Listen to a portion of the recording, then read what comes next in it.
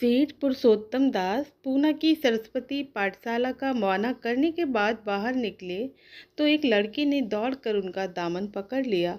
सेठ जी रुक गए और मोहब्बत से उसकी तरफ देखकर पूछा, क्या नाम है? लड़की ने जवाब दिया, रोहड़ी। सेठ जी ने उसे गोद में उठा लिया और बोले, तुम्हें कुछ इनाम मिला? लड़की ने उनकी तरफ बच्चों जैसी गंभीरता से देखकर कहा, तुम चले जाते हो, मुझे रोना आता है, मुझे भी साथ लेते चलो। सेठ जी ने हंसकर कहा, मुझे बड़ी दूर जाना है, तुम कैसे चलोगी? रोहड़ी ने प्यार से उनकी गर्दन में हाथ डाल दिए और बोली, जहाँ तुम जाओगे वहाँ मैं भी चलूँगी, मैं तुम्हारी बेटी होंगी। मदरसे के अफसर ने आगे बढ़कर कहा, इसका बाप साल भर हुआ नहीं रहा, माँ कपड़े सीती है, बड़ी मुश्किल से गुजर होती है। सेठ जी के स्वभाव में करुणा बहुत थी। ये सुनकर उनकी आंखें भर आईं। उस भोली प्रार्थना में वह दर्द था जो पत्थर से दिल को पिघला सकता है। बेकसी और यतीमी को इससे ज़्यादा दर्दनाक ढंग से जाहिर करना नामुमकिन था। उन्होंने सोचा, इस नन्हे से दिल में ना जाने क्या अरमान होंगे और लड़कियां अपने खिलौने दिखाकर कहती होंगी, ये मेरे बाप ने दिया है। वह अपने बाप के साथ मदरसे आती होंगी, उसके साथ मेले में जाती होंगी और उनकी दिलचस्पियों का जिक्र करती होंगी। ये सब बातें सुन सुनकर इस भोली लड़की को भी ख्वाहिश होती होगी कि मेरे बाप होता। माँ की मोहब्बत में गहराई और आत्मिकता होती है जिसे बच्चे समझ नहीं सकते। बाप की मोहब्बत में खुशी और चाव होता है जिसे बच्चे खूब समझते हैं। सेठ जी ने रोहड़ी को प्यार से गले लगा लिया और बोले, अच्छा मैं तुम्हें अपनी बेटी बनाऊंगा, लेकिन खूब जी लगा कर पढ़ना। अब छुट्टी का वक्त आ गया, मेरे साथ आओ, तुम्हारे घर पहुंचा दूं। ये कहकर उन्होंने रोहड़ी को अपनी मोटर कार में बैठा लिया। रोहड़ी ने बड़े इत्मीनान और गर्व से अपनी सहेलियों की तरफ देखा। उसकी बड़ी बड़ी आंखें खुशी से चमक रही थीं और चेहरा चांदनी रात की तरह खिला हुआ था। सेठ ने रोहड़ी का बाजार का खूब सैर कराया और कुछ उनकी पसंद से, कुछ अपनी पसंद से बहुत सी चीज़ें खरीदी। यहाँ तक कि रोहड़ी बातें करते करते बहुत थक सी गई और खामोश हो गई। उसने इतनी चीज़ें देखी और इतनी बातें सुनी कि उसका जी भर गया। शाम होते होते रोहड़ी के घर पहुँचे और मोटर कार से उतरकर रोहड़ी को अब कुछ आराम मिला। दरवाज़ा बंद था। उसकी माँ किसी ग्राहक के घर कपड़े देने गई थी। रोहड़ी ने अपने तोहफों को उलटना पलटना शुरू किया। खूबसूरत रबड़ के खिलौने, चीनी की गुड़िया जरा दबाने से चूचू करने लगती और रोहड़ी ये प्यार संगीत सुनकर फूली न समाती थी। रेशमी कपड़े और रंग बिरंगी साड़ियों के कई बंडल थे, लेकिन मखमली बूटे की गुलकारियों ने उसे खूब लुभाया था। उसे उन चीज़ों के पाने की जितनी खुशी थी, उससे ज़्यादा उसे अपनी सहेलियों को दिखाने की बेचैनी थी। सुंदरी के जूते अच्छे सही, लेकिन उसमें ऐसे फूल कहाँ हैं? ऐसी गुड़िया उसने कभी देखी भी ना होगी। इन ख्यालों से उसके दिल में उमंग भर आई और वो अपनी मोहनी आवाज़ में एक गीत गाने लगी। सेठ जी दरवाजे पर खड़े इस पवित्र दृश्य का हार्दिक आनंद उठा रहे थे। इतने में रोहड़ी की माँ रुकमणी कपड़ों की एक पोटली लिए हुए आती दिखाई दी। रोहड़ी ने खुशी से पागल होकर एक छलांग भरी और उसके पैरों से लिपट गई। रुक्मणी का चेहरा पीला था, आंखों में हसरत और बेकसी छिपी हुई थी। गुप्त चिंता का सजीव चित्र मालूम होती थी, जिसके लिए जिंदगी में कोई सहारा नहीं। मगर रोहड़ी को जब उसने गोद में उठाकर प्यार से चूमा तो जरा देर के लिए उसकी आंखों में उम्मीद और जिंदगी की झलक दिखाई दी। मुरझाया हुआ फूल खिल गया। बोली, आज तो इतनी देर तक कहाँ रही? मैं तुझे ढूंढने पाठशाला गई थी। रुक्मणी ने झूमकर कहा, मैं मोटर कार पर बैठकर बाजार गई थी, वहाँ से बहुत अच्छी अच्छी चीज़ें लाई हूँ। वो देखो कौन खड़ा है। माँ ने सेठ जी की तरफ ताका और लजा कर सिर झुका लिया। बरामदे में पहुंचते ही रोहड़ी माँ की गोद से उतरकर सेठ जी के पास गई और अपनी माँ को यकीन दिलाने के लिए भोलेपन से बोली, क्यों, तुम मेरे बाप हो ना? सेठ जी ने उसे प्यार करके कहा, हाँ, तुम मेरी प्यारी बेटी हो। रोहड़ी ने उनसे मुंह की तरफ याचना भरी आंखों से देखकर कहा, अब तुम रोज यहीं रहा करोगे? सेठ जी ने उसके बाल सुलझाकर जवाब दिया, मैं यहीं रहूँगा तो काम कौन करेगा? मैं कभी कभी तुम्हें देखने आया करूँगा, लेकिन वहाँ से तुम्हारे लिए अच्छी अच्छी चीज़ें भेजूँगा। रोहड़ी कुछ उदास सी हो गई। इतने में उसकी माँ ने मकान का दरवाज़ा खोला और बड़ी फुर्ती से मैले बिछावन और फटे हुए कपड़े समेट कर कोने में डाल दिए कि कहीं सेठ जी की निगाह उन पर न पड़ जाए। ये स्वाभिमान स्त्रियों की खास अपनी चीज़ है। रुक्मणी अभी सोच में पड़ी थी कि मैं इनकी क्या खातिर तवज्जो करूं। उसने सेठ जी का नाम सुना था, उसका पति हमेशा उनकी बढ़ाई किया करता था। वह उनकी दया और उदारता की चर्चाएं अनेक बार सुन चुकी थी। वह उन्हें अपने मन का देवता समझा करती थी। उसे क्या उम्मीद थी कि कभी उसका घर भी उनके कदमों से रोशन होगा। लेकिन आज जब वह दिन संयोग से आया तो वो इस काबिल भी नहीं कि उन्हें बैठने के लिए एक मोड़ा दे सके। घर में पान और इलायची भी नहीं। वह अपने आंसुओं को किसी तरह न रोक सकी। आखिर जब अंधेरा हो गया और पास की ठाकुर द्वार से घंटों और नगाड़ों की आवाज़ें आने लगी, उन्होंने जरा ऊंची आवाज़ में कहा, बाई जी, अब मैं जाता हूँ, मुझे अभी यहाँ बहुत कुछ काम करना है। मेरी रोहिणी को कोई तकलीफ ना हो। मुझे जब मौका मिलेगा मैं उसे देखने आऊँगा। उसके पालने पोसने का काम मेरा है और मैं उसे बहुत खुशी से पूरा करूँगा। उसके लिए अब तुम कोई फिक्र मत करो, मैंने उसका वजीफ़ा बांध दिया है और ये उसकी पहली किस्त है। ये कहकर उन्होंने अपना खूबसूरत बटुआ निकाला और रुक्मणी के सामने रख दिया। गरीब औरत की आंखों में आंसू जारी थे। उसका जी बरबस चाहता था कि उसके पैरों को पकड़कर खूब रोए। आज बहुत दिनों के बाद एक सच्चे हमदर्द की आवाज़ उसके मन में आई थी। जब सेठ जी चले गए तो उसने दोनों हाथों से प्रणाम किया। उसके हृदय की गहराइयों से प्रार्थना निकली, आपने एक बेबस पर दया की है, ईश्वर आपको इसका बदला दे। दूसरे दिन रोहिणी पाठशाला गई तो उसकी बाकी सज धज आंखों में खूबी जाती थी। उस्तादियों ने उसे बारी बारी प्यार किया और उसकी सहेलियां उसकी एक एक चीज को आश्चर्य से देखती और ललचाती थीं। अच्छे कपड़ों से कुछ स्वाभिमान का अनुभव होता है। आज रोहिणी मैं गरीब लड़की ना रही जो दूसरों की तरह विवश नेत्रों से देखा करती थी। आज उसकी एक एक क्रिया से सहसबोचित गर्व और चंचलता टपकती थी और उसकी जबान एक दम के लिए भी न रुकती थी। कभी मोटर की तेजी का जिक्र था, कभी बाजार की दिलचस्पियों का बयान, कभी अपनी गुड़िया के कुशल मंगल की चर्चा थी और कभी अपने बाप की मोहब्बत का दास्तान। दिल था कि उमंगों से भरा हुआ था। एक महीने के बाद जब पुरुषोत्तम दास ने रोहिणी के लिए फिर तोहफे और रुपए रवा किए, बेचारी विधवा को उनकी कृपा से जीविका की चिंता से छुट्टी मिली। वह भी रोहिणी के साथ पाठशाला आती और दोनों माँ बेटियां एक ही दर्जे में साथ साथ पढ़ती। लेकिन रोहिणी का नंबर हमेशा माँ से अव्वल रहा। सेठ जी जब पूना की तरफ से निकलते तो रोहिणी को देखने जरूर आते और उनका आगमन उनकी प्रसन्नता और मनोरंजन के लिए महीनों का सामान इकट्ठा कर देता। इसी तरह कई साल गुजर गए और रोहिणी ने जवानी के सुहाने हरे भरे मैदान में पैर रखा, जबकि बचपन की भोली भाली अदाओं में एक खास मतलब और इरादों का दखल हो जाता है। रोहिणी अब आंतरिक और बाह्य सौंदर्य में अपनी पाठशाला की नाक थी। हाव भाव में आकर्षक गंभीरता, बातों में गीत का सा खिंचाव और गीत का सा आत्मिक रस था। कपड़ों में रंगीन सादगी, आंखों में लाज संकोच, विचारों में पवित्रता। जवानी थी मगर घमंड और बनावट और चंचलता से मुक्त। उसमें एक एकाग्रता थी, ऊंचे इरादों से पैदा होती थी। स्त्रियोचित उत्कर्ष की मंजिलें वह धीरे धीरे तय करती चली जाती थी। सेठ जी के बड़े बेटे नरोत्तम दास कई साल तक अमेरिका और जनवरी की यूनिवर्सिटी की खाक छानने के बाद इंजीनियरिंग विभाग में कमाल हासिल करके वापस आए। अमेरिका के सबसे प्रतिष्ठित कॉलेज में उन्होंने सम्मान का पद प्राप्त किया था। अमेरिका के अखबार एक हिंदुस्तानी नौजवान की इस शानदार कामयाबी पर चकित थे। उन्हीं का स्वागत करने के लिए बम्बई में एक बड़ा जलसा किया गया था।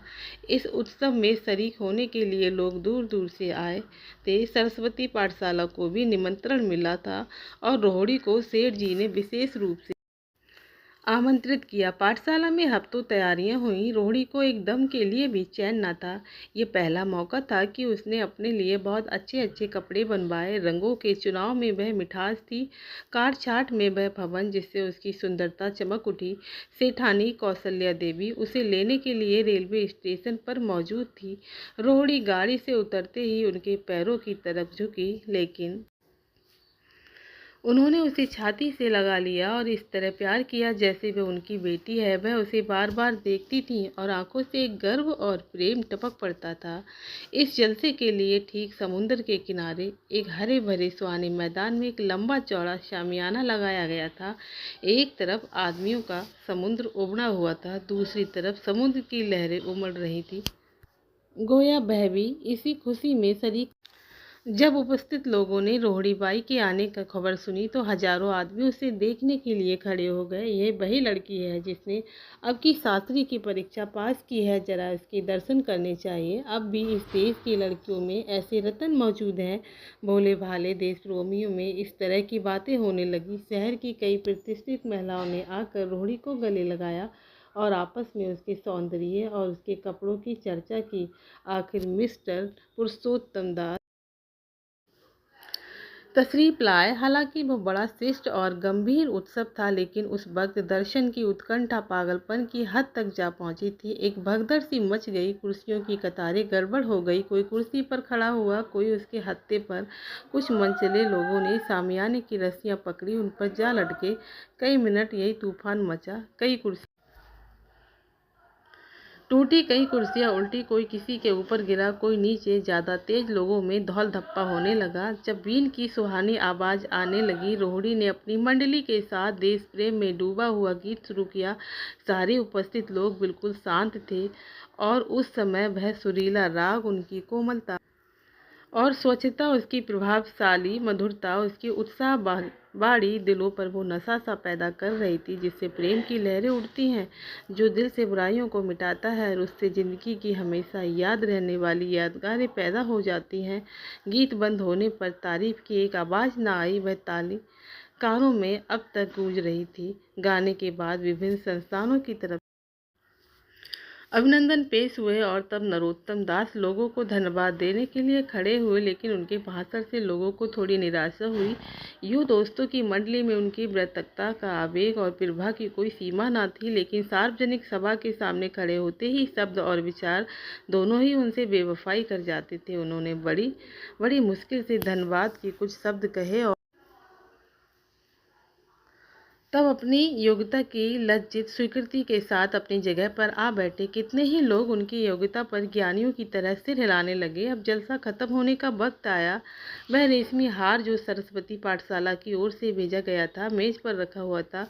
उसे हीरो के गले में डाले। प्रेसिडेंट ने महिलाओं की पंक्ति की ओर नजर दौड़ाई। चुनने वाली आंख रोहिणी पर पड़ी और ठहर गई।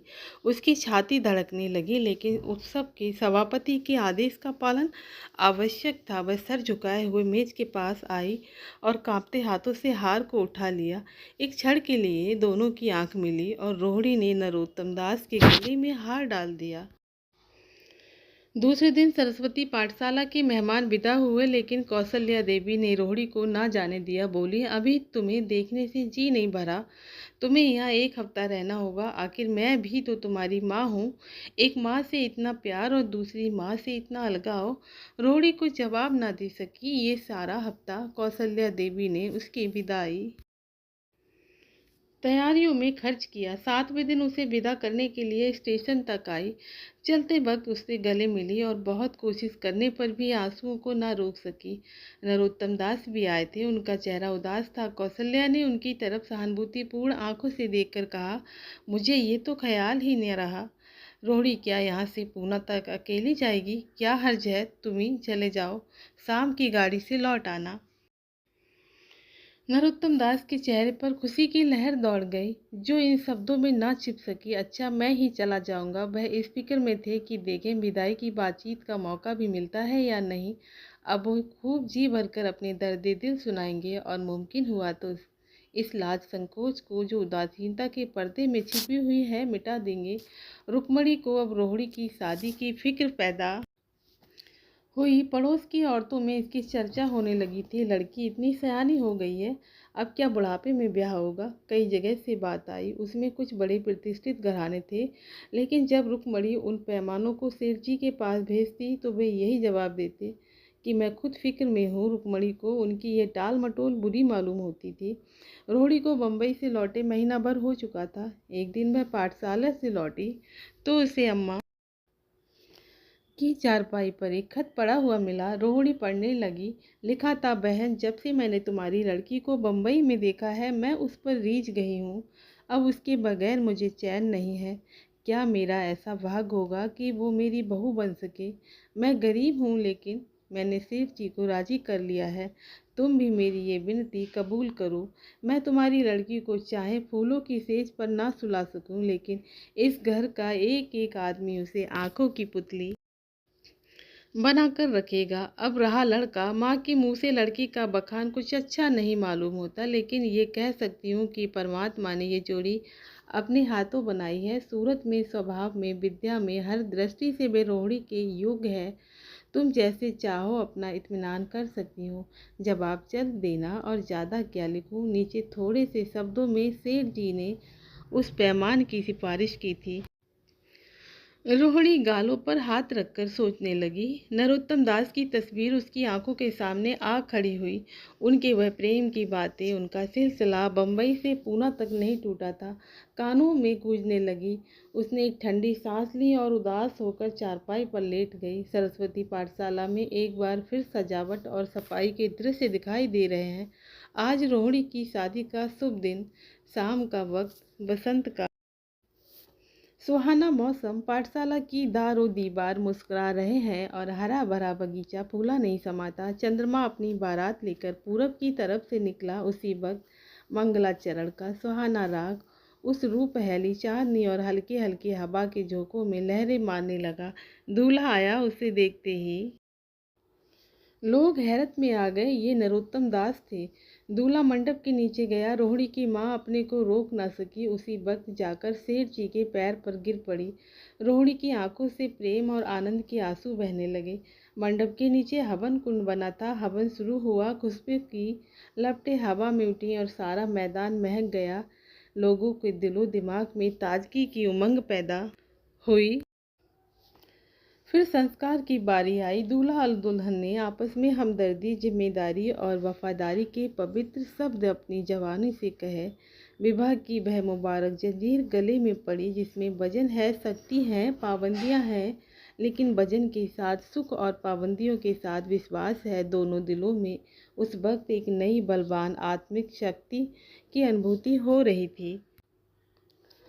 जब शादी की रस्में खत्म हो गईं तो नाच गाने की मजलिस का दौर आया। मोह गीत गूंजने लगे। सेठ जी थककर चूर हो गए। जरा दम लेने के लिए बगीचे में जाकर एक बेंच पर बैठ गए। ठंडी ठंडी सी हवा आ रही थी।